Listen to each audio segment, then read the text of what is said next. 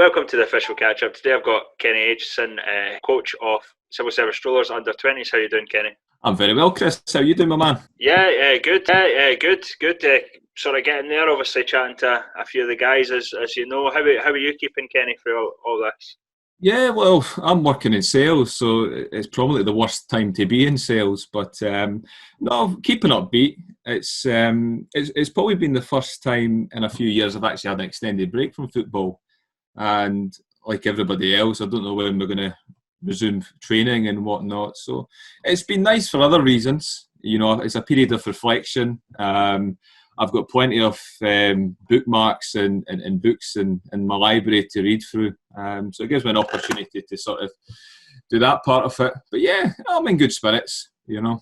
That's the most important thing. Maybe we often talk about it, and obviously during this time, you know, mental health and stuff, and it's good to hear positive things and how other guys are keeping busy as well. Yeah, well, I guess I've been preparing my whole life to sit about the house and do nothing. I'm sure there's a lot of guys, especially my team, that are in this. But no, it's been a good season for Civil Service under 20s. It was obviously our first year as a club once we got accepted into the league, and I think we've done really well. In reflection, we've probably done better than I expected, you know, and it's hopefully when we get back in next season, you know, we can improve on what I feel has been a successful year, you know. And as I've mentioned before on previous podcasts, I kind of cite your team because I have seen you a couple of times this season in the Development League as, I guess, a really decent side. You know, a team that, as you said, just came into the league, but you sort of made your mark a wee bit, I would say. Yeah, well, that's good to hear. I mean, I think this team's sort of been moulded over a year. Prior to me joining Civil, I was coaching at Hutchie Vale. Funny enough, I had a season before that where most people probably recognise me was when I started off as manager of Hoyk in the Lowland League, and that was a season where I think I ended up with 4 different teams, finishing at Dundee United. We missed out on promotion into the SPL there, so that was a pretty crazy time. But last year I was coaching up at Hutchie Vale where I did the under-17 side, and I guess taking that team, I felt the next step would naturally be the under-20s. So I had a year then where I got to get to know the league very well. I got to identify players, and for me it was a case of building a squad for that next season. And I think the Civil team we've got this year is a result of that. You'll notice from our team lines, we've got guys that played for Hutchie, for Tynecastle, for Calvary Park, for Musselburgh, and those in terms of Boys Club were all really big teams. And we've managed that sort of fit the profile I was looking for coming into Civil. And credit to the guys, you know, if you look at their age, they're built primarily of O2 players, which is the youngest group of under 20s. And I kind of felt coming into this league, I would rather have a younger team where we could coach them for a longer period. And as a result, you're probably going to lose games because naturally, I guess, the age difference between an O2 and somebody who's a year older that's in university or working full time or whatnot is a big, massive difference in maturity. So we kind of thought going into this year that there would be a big jump up for the players. But again, for me, sitting and making plans, I guess, this time last year, the guys have done far better than I expected. All credit to them, you know. One thing I've never really touched on with, or not had the chance to touch on with like yourself, Kenny, is it difficult to get the group of boys together at one club? What's the sort of process behind it? I guess it just depends on the circumstances, really. Like I mentioned, Civil, I had probably a year to prepare to bring players in and to sort of make contact early on.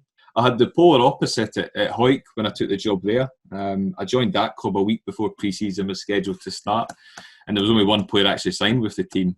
So I've had both ends of the spectrum, and I guess with Civil we have been fortunate.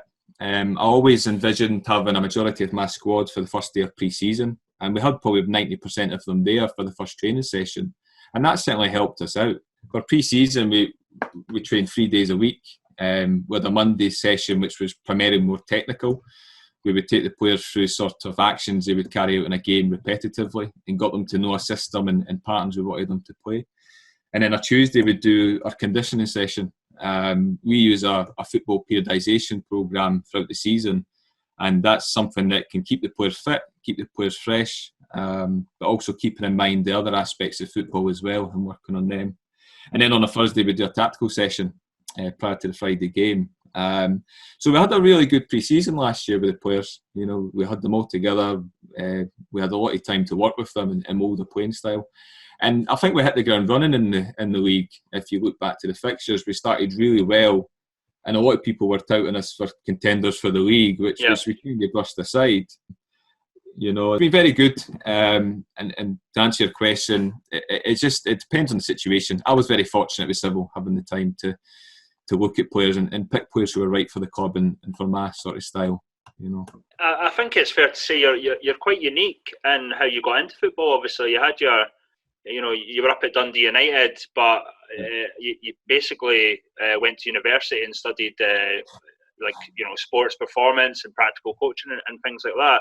And you're still relatively quite young as well, Kenny. Is it kind of been a bit of a weird experience, coming from a different background to say maybe someone that's played or someone kind of more senior or whatever? Yeah, I think that's sort of what people sort of imagine as a football coach nowadays. When I was younger, I always wanted to have this professional career, retire at 36 and then take up a coaching job there. But unfortunately, I wasn't good enough. The highest I got to was pro youth, and I stopped playing very early at 17. So from that age, it's when I began, doing football coaching. I'm probably of the generation where you're introduced to things like Championship Manager and whatnot. So you've always got that mindset, thinking differently to what the generation done beforehand. I guess for me, it started in high school, actually. I was playing pro youth on the Sunday for East Fife, if you call East Fife pro youth. And a lot of my friends were playing Saturday. And I had that coach's mindset where I would probably criticise what the coaches were doing. And people came to me and says, well, why don't you do it if you think you know better? And that's exactly what I'd done. At the age of 17, I coached an under-19 side, which is very unorthodox, I guess, for any level. Me personally, me on the webcam here, I look about 14. A lot of people see me, and I make the same sort of bias when I look at other young coaches. I go, well, how can he get the respected players? How can he deal with the pressure? How can people respect him? And I guess other people who haven't got that sort of pro background will have that throughout their careers. But there's so many examples of people that have done very well in the game, without that playing experience.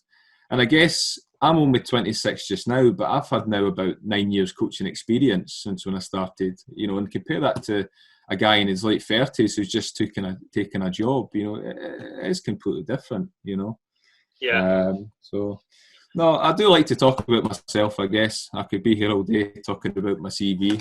So, yeah, I started off doing sports therapy in college. And from there, I actually got involved with East Fife, the team I played for. I got involved with Brian McNeil doing the rehabilitation side of the game. But I found quite early on doing that role that I got a bit frustrated. I had Gordon Dury and Billy Brown both had spells at the team in that period. And I would watch their training sessions and I was thinking more about what they were doing as opposed to the health of the players. And that's not a good sign if you want to go into sports therapy. We're worrying about other things. So I guess from being a sports therapist, I actually moved on to doing sports science and focused more on a coaching side at university. And from a young age, I think I was 19 at the time, I progressed from doing sports therapy at East Fife to just doing a bit of fitness coaching, starting with Billy Brown, doing the general warm-ups to help him out. I think Bob Malcolm was at the club, actually. He was at Kelly as well, very briefly. And then, funny enough, my old man was given the job at East Fife, Will Aitchison. Yeah. He was given the manager there, I think it was 2013, possibly. And that was a very strange period. He had Robbie Nielsen, who obviously went to Hearts and Dundee United as assistant manager. And it was good to learn from people like him on a full-time basis. And I think that's what I've been very fortunate to have that other coaches haven't, is I've had experiences working with sort of full-time clubs and very good coaches that I think's excelled my coaching education more than it would do if you had a sort of linear path working from the youngest age group and moving upwards, Yeah. So, yeah, in a nutshell, went from East 5, had a period out the game. When I was at university, I focused more on sort of performance analysis. So I did a bit for Partick Thistle, where I would do opposition reports for the club. And at the time, I was doing an analysis on assists and goals in the SPL. So that was a completely different part of the game, where I'm looking initially at the sort of rehab and injury prevention part, to then going on to looking at how goals and assists are generated, So I did that Partick, obviously got my degree, and then jumped into the Hoyt job, but which was interesting itself. I usually say to this to some guys, but I love the analysis side of the game. It's something I've got a massive interest in. I don't tend to throw out stats or any of that sort of stuff on the catch-up, because I think it'd probably be boring for people to listen to. But certainly I've got a lot of passion for that. It's, the scouting side of things, basically. But I think it's interesting. I think you've got a bit of a kind of a varied background in terms of everything. So do you think that's sort of helped you as a coach, having this sort of, the therapy side of it, the analysis side of it, the general coaching side of it? Yeah, I think so. I think it definitely makes me aware of different areas. I'd put it this way, if a coach does a training session, a lot of them don't think about things like the work to rest ratio that they'll do with a sort of possession exercise. A lot of them don't understand the type of area that you should be utilising, My kind of experience with coaches is a lot of them are maybe just jumping into roles without doing a bit of the theoretical side of the game. And I've noticed that throughout my sort of UEFA coaching badges, where everything's practical and you're judged purely what you do practically on the pitch. Where a session that can look absolutely fantastic and beautiful, when you're watching at the side, it doesn't make sense theoretically. You're not working in ways to score goals that's going to give you a higher margin, a higher return, as opposed to doing a crossing and finishing exercise. It looks brilliant, but practically it's not going to give you results on a Saturday, or in my case a Friday. This is what I love as well. Like I've had the pleasure of speaking to a lot of the coaches and the gaffers of all different levels, and I always think it's quite interesting to sort of see their approach. No, I really do. I really enjoy hearing that sort of side of things as well. It's insightful for the likes of myself, obviously. Yeah, I think it just depends. I think naturally younger coaches they don't tend to get much influence at a club. I have found that in certain roles. I guess when I worked at Dundee United previously, that was a role in which you're working with people like Xabi Laszlo, David Bowman, Laurie Ellis, big names. And you could have, in your opinion, you could have what's backed by the stats, the information, but because you're not a big influence, they're not going to listen to you. So I understand that, and it's important to know your place as well. And I guess respect is earned as well, as opposed to just given to you. I guess relating to the under-20s, where I'm currently coaching, you can have all this information and everything, but it's important to find out what's actually going to make the biggest difference for the environment you're working in. Realistically, I work 9 till 5. The biggest challenge I find at under-20s, I guess, for any coach, is the lack of preparation time. Yeah. And the ability to have enough information at your disposal. I don't know everything in football, and I quite often make mistakes, and I like to admit them. Even with players, I'll sometimes sub a player off in a game. Watching the game back, I'll say to him, look, I actually made an error here. I think you've done a bit better than I previously assessed at the time. So it is a real challenge at part-time. As you go further down the ladder, you have to take more ownership and sort of use your diverse skills to try and improve in smaller areas. And it's about finding what works best for your club, Yeah, and one thing I can safely credit Civil Service Strollers under-20s for doing this season, and there is teams like Bonnyton, for example, that do something similar, but there seems to be a lot of coverage for the under-20s. You get your lineups, you get your who's scored. That's not the case for all the under-20 teams at this level, and I think that's great to see, because maybe I'm not sure if it's yourself that's doing it or if someone's beside you, but it's good to obviously look back and have that feedback if you miss something. Yeah, I always say that it doesn't matter which level I'm coaching at. It's always the centre of sort of my universe. For me, civil under-20s is the biggest job in the world. Hmm. And I really put a lot of effort into it. And I think for the players' perspective, you know what it's like. Social media is where you're going to get all your coverage nowadays. There's not very many people that will come through the gate and watch an under-20s game, but you'll get a few hundred that will see a tweet, about a game and about a lineup. And for me, it's a way of promoting the club and it's promoting everything you do. Yeah. I would argue that we could do a lot better, and we do have plans in next season to improve our social media coverage. We're probably one of the only rare teams that record, most of our games. I would say we've probably done about 80% of our games this season, and we're aiming to improve that for next year. And that's a way of promoting the club. I mean, there's nothing better, if I'll sell it to a player. Imagine if you've scored a fantastic goal on a Friday night, you've won the game.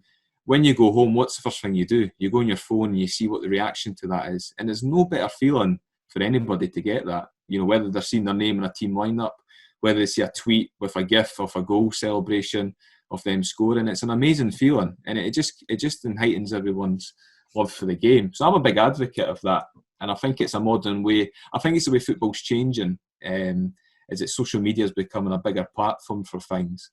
And if we can do that more and promote what we're doing, it'll make Civil more of an attractive club. And I guess that's what's happened with the Lowland leagues of recent years. I wouldn't say the standards improved from my experience, but because the coverage has improved significantly, suddenly there's more awareness and attention of the league. And I think that's helped massively, for the growth. Yeah, and it's interesting you mentioned obviously the coverage of the development league, because usually when the likes of myself or Sean get to a development game, we will, depending on, sometimes we don't know the players' names, unfortunately, sort of nature of the business, but if we do catch who scored a goal, or it's good to highlight it, because as you say, the younger players got a wee bit of a buzz out of it. I thought such and such done well. It's supporting the young guys, and that's what I love about development football. Definitely. Like I said, there's ways in which we're planning to do it, to improve it. But I think there have been a few teams, especially I know Pennycook are really good with their social media, and I think Spartans as well. And it just improves everybody's love for the game, and I don't see that as a bad thing. It can, the benefits of exposure far outweigh what people could deem negative for it. So I'm totally on board with that. You obviously mentioned your time at Hawick. I think you were quoted as the youngest manager in Scotland or something at the time when you took over. Obviously Hawick, a bit different back then. They weren't really doing great. I mean, what was the sort of experience there for you? I mean, it must have been difficult just coming in. I'll look back at Hawick, and I think I took a lot from it. In hindsight, it's a job I jumped into too quickly. I think looking at the club the season before, Dean Shanks, and when he took over the role, done fantastically well. They beat Berwick in the Scottish Cup. They were, I think, just below mid-table in the league, and they done as well as anybody ever could with the club. I think what happened is, from what I understand, is that the previous guys that came in after, they left a lot of players. They didn't sign players from that, from the squad. I guess it was a communication problem. And for any club to finish a season with only one player committed to sign is a big problem. Yeah. And you know what it's like, word spreads. I guess when I took over, on the outside, people are seeing a guy who looks about 14 in a management job. They know that there's only one player signing at the club. And attracting players to Hawick was a real challenge. And I felt I was trying to sell myself more than the club itself as a way to bring players in. We mentioned the things that we had planned in terms of giving the players a bit more analysis and feedback. The social media, I felt, was a way of bringing players on board. But I think I worked it out. When I left, I'd actually brought in 97 players to a training session or to a game in over the pre-season. And, the club still ended up with, I think, 4 points at the end of the season, ultimately. I honestly don't think that anybody could have done any better given the circumstances. And I guess from the outset, people look at me coming in and saying, the guy's... He's obviously miles out his depth. He couldn't handle the pressure of older players. No wonder he left. It was far from the truth. I felt very organised at Hawick. I felt that myself and Jamie Hamilton and Alan Sinclair, who were experienced coaches ourselves behind the scenes, I felt we were doing very well. And I think what we had to work with, promoting players that were from amateur football and giving them a chance at Lowland League football was a real challenge. And there wasn't bad players that we brought in. I just think they needed a bit of time to settle. We brought in Ali Simpson, who's at Haddington, East of Scotland, doing really well. Calvin Mutit, done really well at Heriot Watt. Michael Johnston and Darren Burns, among others. I think we had an okay squad. But had they had time to settle, I think we would have been more competitive that year. But what people don't know is when I was working at Hoyk, my old man Willie was given an interim manager's job at Airdrieonians, and they were full-time. So I found myself helping him. Me and Jamie Hamilton, who was my assistant, we were coaching Airdrie during the day, doing sort of the morning training session. And once that was finished, trying to do any work we had, I was working from home at the time, and then I was coaching Hoyk in the evening. So we were non-stop over that pre-season. Yeah. And I guess it came to the point where I expected my dad was expecting to get the job permanently. And we thought, well, if we're working full-time with Airdrie with a great feeling about the players there, we really believed in what we were doing and the coaching setup we'd built, I thought, why not just focus on Airdrie full-time? And that was the only reason I left Hoyk. It was simply because I had a great opportunity at Airdrie. And it's a story in itself, what happened there. I guess if you Google my dad's name, it's probably the first thing that comes up in a news article about how we'd actually left Airdrie, and that was a real shame. Yeah. Outsider looking in, I thought it would have been I wasn't really involved in the Lowland League sort of back then, I must admit, but obviously you did hear about Hoyk, four managers in a season or whatever, and then the spell there. But I think it was something we talk about, but I think for the likes of Hoyk and Gala, Baylor leaving, I think it is tough to sort of attract some players just strictly based on the area that they're in. Another reason why I touched on that is obviously, you said that you're sort of what I would say centred around civil service strollers under 20s at the moment, but is your aspirations to maybe go back into sort of full-time sort of first team management in the future? Well, that's the dream, of course, isn't it? I would love a full-time job in football. It's probably where I'm the most happiest. Yeah. But, I live in the real world. Not many guys that are I'm 26 now. Not many guys are going to get a manager's job or a first team coaching job, and it's just the perception's the main thing. I can come and have a discussion with our head coach, and most of them enjoy what I have to say because I'm very organised, my work's very good. But a lot of them worry about what other people will think. I don't want a 14-year-old standing next to me in the dugout. I understand that, so I'm a bit patient. I'm enjoying what I'm doing just now, and it's purely why I'm coaching civil. I think that these guys that I'm coaching just now deserve some help to get them to their potential, and that's what's driving me just now. I'm in absolute no rush to get test. I'm not desperate to get into another job. I'm perfectly relaxed at civil, and I see it really as a club on the rise. If you look at it from the outset, there's a lot of good things happening at the club. They've got a very experienced manager at the helm. I think the 20s are in good hands, and I think everything's only going to get better there. So that's where I stand, really. We've obviously kind of sort of talked up your team, but is there any sort of guys that deserve a wee mention? Any of the younger boys? I know this is the part that they're really listening for, so. Yeah, no, I think, speaking biased, I think that we have got a good core of players. What we looked for really were guys who were first of all determined individuals. I think that's a real challenge at under 20s, is a lot of clubs can recruit players who they perceive as better, but you get a lot of baggage with that. Players who aren't really interested in developing, they think they're as good as they're going to be.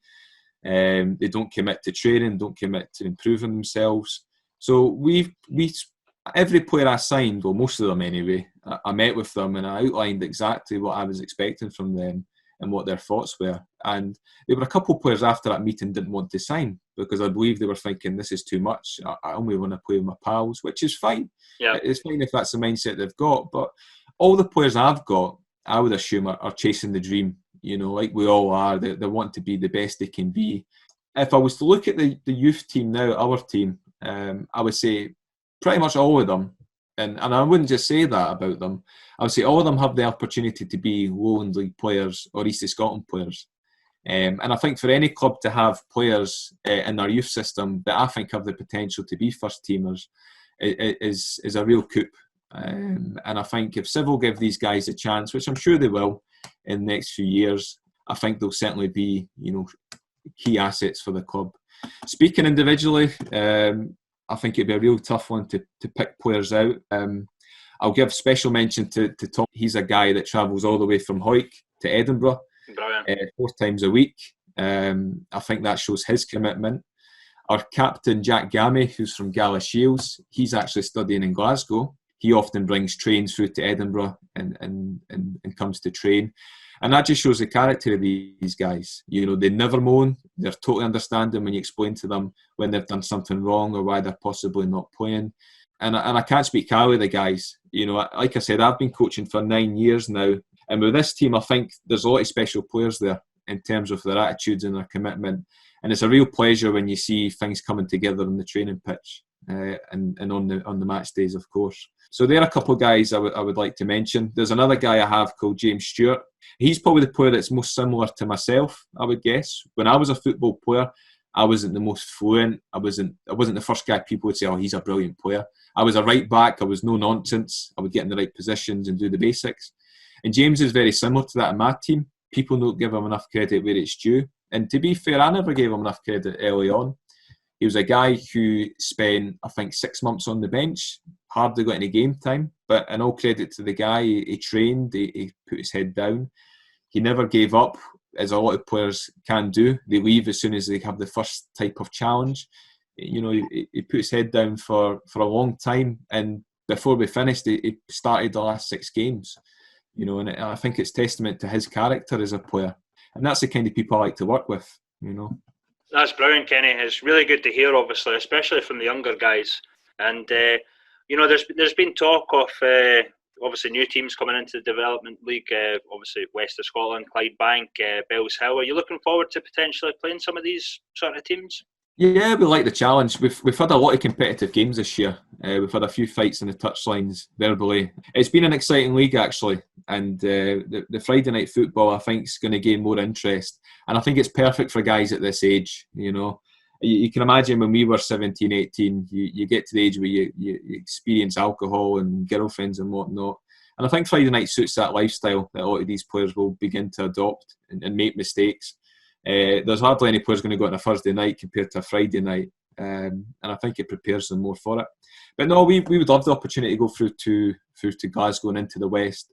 I remember when I played football, especially in the Scottish, you got a lot of tough teams there, a lot of battles. And I think that's only going to help the guys.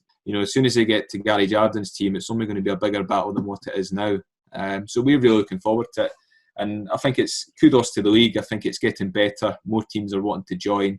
And it's only going to improve the quality, Yeah, and I think last season I always gave a lot of praise to the likes of Kelty and Spartans. But this season I've seen a bit of a even spread of quality in amongst the teams, basically. I think it was more sort of, 1 or 2 teams with a real quality, probably include Lothian, Thistle, Hutchie Vale in there as well. But now it seems to be a bit more of an even spread between the teams in terms of the sort of players that they have, I would say.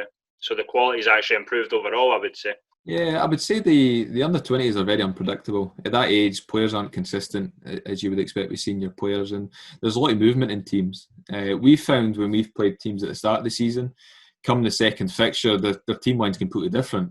And that's just the nature when you're working with young guys. They're not as committed. Committed is probably the harsh word, but they're not as settled as older players. There's more movement. There's more things changing in their life. My prediction for our team was to simply consolidate in the league. Build a sort of game model, a style that we can build on in the next year.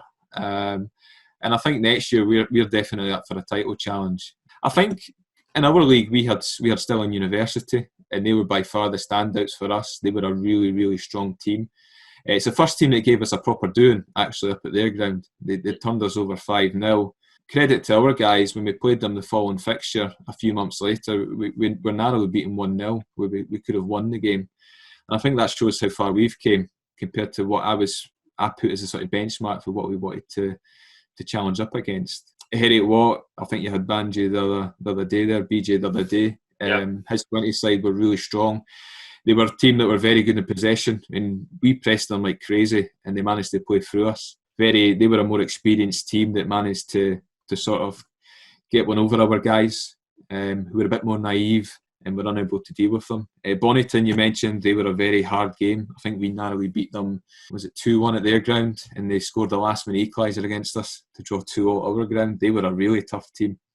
So there's a lot of competition, and even at the far end of the table, Newton Grange, we played them most recently, and they were a very tough team. I think with them, they just need to settle down. They just need to have players play consistently, and I think they can turn over a few teams. So it's one of the leagues where I think anyone can beat anybody, and I think if you look through the fixture list and the results, it is unpredictable, and that's what's exciting about it. You know, it's a Friday night, it's under the lights, and you know, you don't know where it's going to go. You don't know who's going to bring in a few first team players as well. They keep But it's funny you mentioned Newton Grange Star, actually, because I believe I've seen them a couple of times. I've actually been through to Newton Grange and saw some of the younger guys, but I think they've got quite a young team, like compared to other teams. I know you were basically similar at Strollers, but I think there's that to it as well, whereas some teams have maybe 16, 17-year-old guys, and then others have, like, obviously your 19, 20-year-olds basically. We played them in a pre-season game, and I think they had a 14-year-old on the bench. It was crazy, but I think our situation is different. I've got most of my squad since the day one of pre-season, and I think that's one of the biggest things people underestimate in football. And you probably see it more in international games, where if you've got a squad who know how each other play and have got that high chemistry, I think the kids call it, it makes a massive advantage. You know, people wonder why Messi doesn't play as well on the Argentinian side, because he's not used to how the Argentinian players play. But if you look at the top teams that have won these competitions, you know, Spain, Germany, you look at their squads, a majority of them all play together for their club. And I think that's where we're a bit different from Newton Grange, where our guys have played for 7 months together. They're very accustomed to how I want them to play. We know different set play routines. We know our structure throughout the 4 phases of the game. You know, we're a bit ahead of them. But I think with Newton Grange, they've obviously had players come and go, and they've had to change things, and it's starting from scratch in terms of building chemistry again. But with teams like that, you always get a couple of gems anyway that make it to the first team. You know, and I think that's what people need to take from youth football. Results are very important as a whole, I think, but development's also there as well if you get a balance between the two, you know. Yeah, and we've seen a couple of your guys obviously get a chance in the first team or on the bench, certainly due to I've spoke to a few of the civil guys obviously, but the injuries in the first team this season's allowed some of your boys to step up. Is that the sort of aim that you're going for, obviously, getting them into the first team and maybe potentially SPFL teams?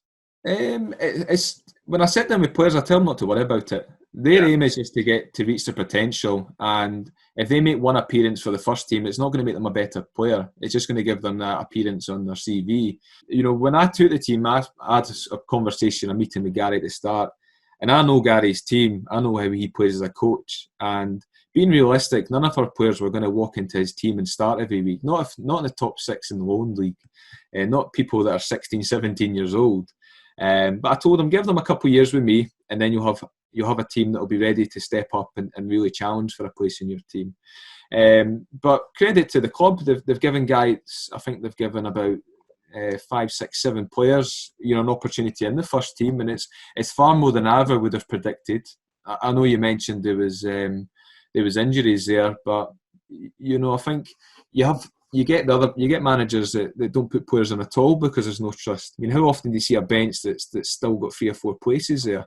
Yeah. So Gary knows. Gary will speak to me and he'll ask me what kind of player he needs. He'll say, I need a winger that's good at this. I need a defender who's good at this, and I'll give him a player who fits that criteria. It's quite ironic with my players. I'll drop one on the Friday game, but if he matches the description Gary wants the day after, then suddenly he's on the bench for the 20s. But then he's potentially competing for a place in the first team the next day, and that's something that's quite funny and ironic at this level. So credit to the club, and I think the aim for the players is simple. Just get to reach your potential. Don't worry about the first team. If you're good enough, a club will pick you up eventually, and you'll find your level. And that's how I see it. Brilliant, Kenny. And one thing I've got to ask, has he ever asked you for a free role player? Because I know he likes to play that. Yeah, it's funny now. Back in the day, you used to have the standard 4-4-2 positions. I'm a right back, right mid. You get players coming to me saying I'm a cam. It's like, what does that mean? Does that mean you don't want to track back? You don't want to press? Yeah. So I think that's interesting about players, isn't it? They've got FIFA, they've got Football Manager. A lot of them will speak to you more technically than I think guys did 10 years ago. Yeah. And that's something that I find really engaging with young players, is that you can maybe give them a bit more information, ask them questions and get them to find the answer. But no one's been bold enough to say a free roll, to be fair to them. Well, as long as they're not coming out with the Mazzalas and the inverted wing backs and all that sort of stuff, then you'll be fine, mate. I know a few coaches that come up with that, yeah. Buzzwords, Brilliant, mate. Yeah. And just to end it, mate, I've been asking everyone this, as you know, but have you got any thoughts on currently what's happening in Scottish football? Or I don't know if it really affects the sort of under-20s, but it's always great to get a sort of different opinion from everyone. Have you got any opinions on the SPFL vote, the reconstruction, anything like that? That's a different conversation, isn't it? I'm a Hearts fan, if that helps, say where my bias lies, but it all goes down to money, doesn't it? I think if you sat down, for instance, Yale is the top, I don't see why you can't finish the fixture list. And I think the reason for that is because of the financial aspect, the amount of money you're losing from gate revenue.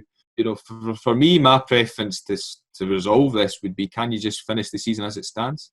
Yeah. But I've not got the information in front of me. I don't know enough about this quarantine and the risk associated with bringing matches back.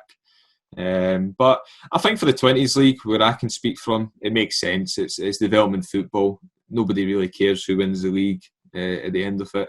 If we won the league, I wouldn't be too bothered. It'd be a tainted title for me. There's more important things in football, unfortunately. So yeah, that's where I stand about it.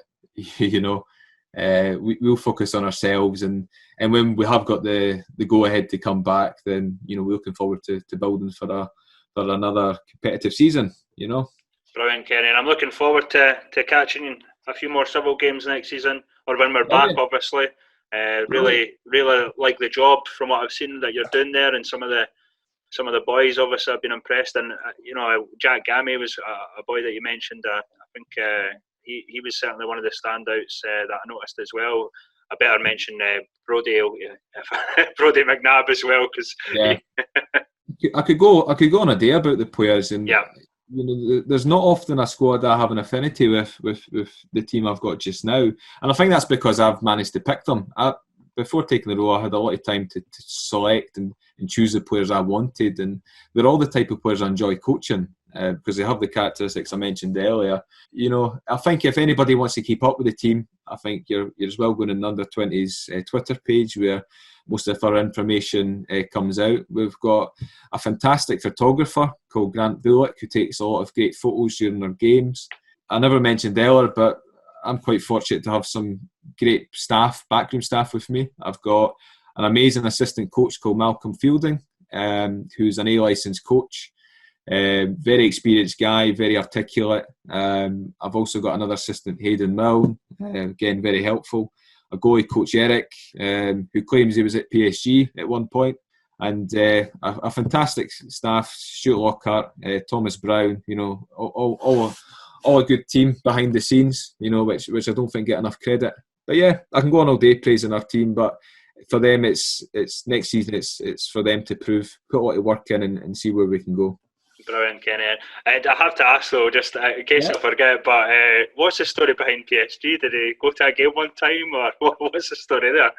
He played for PSG back in the day in France. He's French, Eric. I can't pronounce his name, but he really is a tremendous goalkeeper. I must say to him. Typical PSG have about a million teams, don't they? So he probably played for one of them down the line. But if you find him on Facebook, I think he's got a picture there, maybe.